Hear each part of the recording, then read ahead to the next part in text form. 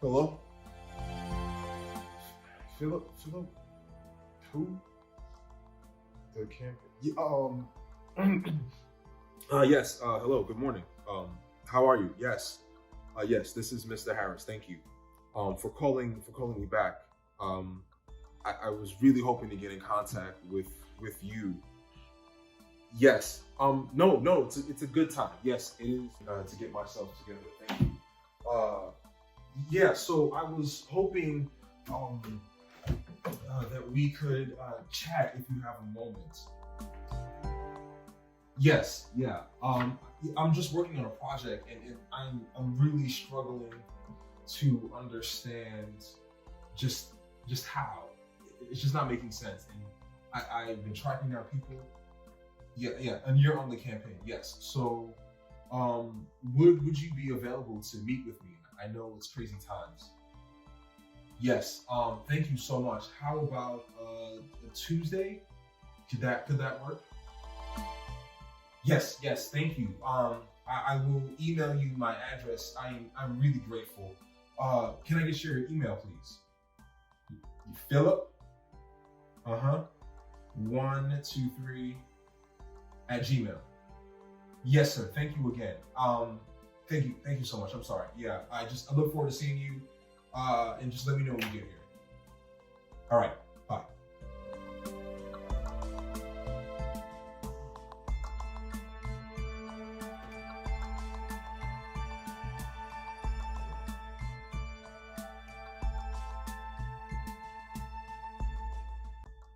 Philip, thank you. Thank you so much for meeting with me. I have been just working so hard on this campaign. You honestly have no idea. I am. Okay, so let's get right into it. Do you mind if I take some notes while you talk? Just thank you so much. No problem. Can you please? How did you get involved with this campaign? Well, actually, it was just me and my friends. We were walking by one day and we saw a religious event happening. We stopped by and we saw him get blessed, and the room was electric, to say the least. We couldn't help but follow him after that. It was surreal. Surreal. Wow. Tell me, what was it like to follow a guy like him, to be a part of this campaign, essentially from the beginning? It was a process. There's definitely a lot of long nights and a lot of questionable decisions on his part. What do you mean questionable decisions? Well, there's at least 3 that I could name off the top of my head that just made no sense to me at the time. There was this one woman at the bar that made no sense whatsoever. There was a wealthy donor that wanted to join the campaign, and there was this other woman that does bring back some things, actually. But all 3 situations were questionable, to say the least. Questionable. I think when you say that, that's kind of what I've been looking at. Like I've been following this story from the beginning, trying to track how someone like him got from where he was to where he ended up being. I mean, so many people voted for him, so many people chose him, and questionable is what comes to mind for me. But before I get you to explain about those people, do you mind just tell me a little bit of just like maybe some of the stories or some of the things that happened for you during this time, or things that you remember and stuck out to you? Please, just share. I'd love to hear. Well, I remember this one time when we were on a flight that we all thought was gonna crash. In the process, there was this huge storm, which he insisted that we fly through, had no problem with it, and he was sleeping. And he was sleeping through it, and we tried to wake him up saying that we need to evacuate the plane. And he just kind of looks at us with the most, I don't even know what the word be, calm, I guess, but in such a tense moment. He looks at us completely calm. It's gonna be fine. And the storm stops. Well, I'm sorry. What do you mean the storm stops? I don't understand. The storm disappeared. It was storming almost as a hurricane. Yeah. We were nowhere near the eye of it. It stopped. We looked out the window. Wow. Complete sunshine.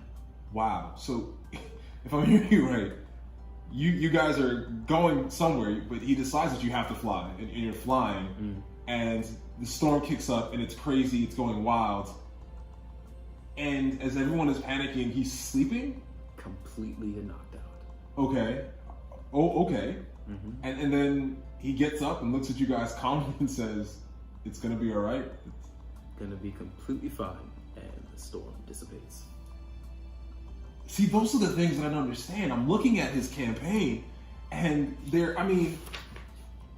time after time again, you see these events happen and occur, and it's just like, how does a man like him not only live, but make it to this point of success? I mean, is there anything else that stood out to you, please?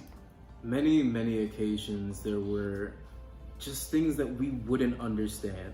There was this one woman in a crowd that really wanted to meet him. We all just kind of looked at each other and like, he's not really taking fans or any talks with anyone. And she just insisted. And he looked at her almost in a looking down upon her. Yeah. But yet, at the end of the day, it was a test. And there's no way he could have planned it ahead of time. He had just arrived into town. Yeah. And he tested this woman, a completely random woman. Okay. I don't get it. So, as this person who probably needs to treat everybody a particular way that is favorable, he tests this person, and because of how he tested her, results, like, so many more people end up believing and voting for him. He gained the whole town. Can you... This is... Okay, I see another time here, you guys had to cater for over 5,000 people at a political event, and you guys didn't have a budget for anywhere near that. We had the budget for one, basically, maybe two. you had a budget for 1,000 or 2,000. Is that what you're telling me? No, 1 or 2 people. But I mean, I'm looking at the reports here. You guys end up feeding over 5,000 people. What was that like to be there? Stressful, to say the least. While we were going on the campaign, there were often times that questionable didn't even describe it. When we looked at the budget, we were going to cancel the event. And of course, he was completely against it, and we went forward with it. And when we bought the few loaves of bread I think we had, and maybe 1 fish, it turned into a buffet, and everybody was fed. Dude, this is what's been baffling me, Philip. I have been poring over this story beginning to end, and things like that happen, and I think to myself, it shouldn't be. I mean, opponents have fallen out of campaigns for less. Honestly, for less. You're talking about near-death experiences in flight. You're talking about budgeting errors and yet feeding these people. You're talking about looking down on others. I just don't understand. But, okay, sorry. Just all this information, I'm excited, most confused. You're not the only one. Good to know. So if you don't mind helping me, let's start with, you talked about there being a, you said... it's major donor. Do you mind telling me a little bit about the major donor, maybe from your perspective? The notes were there. I'd just love to hear maybe your account of that scenario. Most definitely. We had a very wealthy donor. He was extremely passionate about joining the campaign and donating as much as he could. He came to him directly and said, "What can I do to join this campaign?"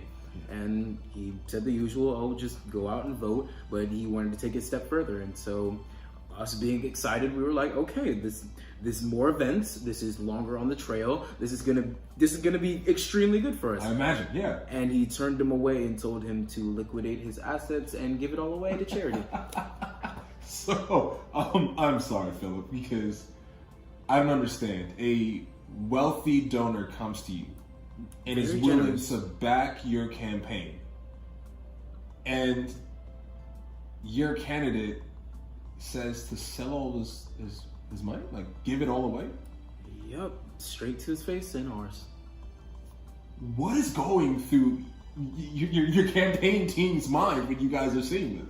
It was a consistent battle with having the trust and faith in him, and then having our eyes, just being able to see these situations firsthand, and being able to just look and say, wealthy donor wants to give us money.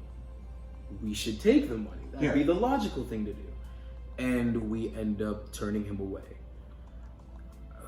There's too many times that went on, and we never really got accustomed to it, because I mean, if it was consistency out of the normal, we would get used to it. But overall, the plane crash, wealthy donors, and just overall testing people that you've never met before, and that wasn't even the first time that had happened. It baffled our minds each time. Okay. Thank you. I'm gonna. Do you remember? I says here. Is it correct that he was a tech mogul? Does that ring a bell? He was up there in the world. He definitely had very wealthy friends as well. Okay. I'll see if I can track him down, because I can't imagine that's something you forget.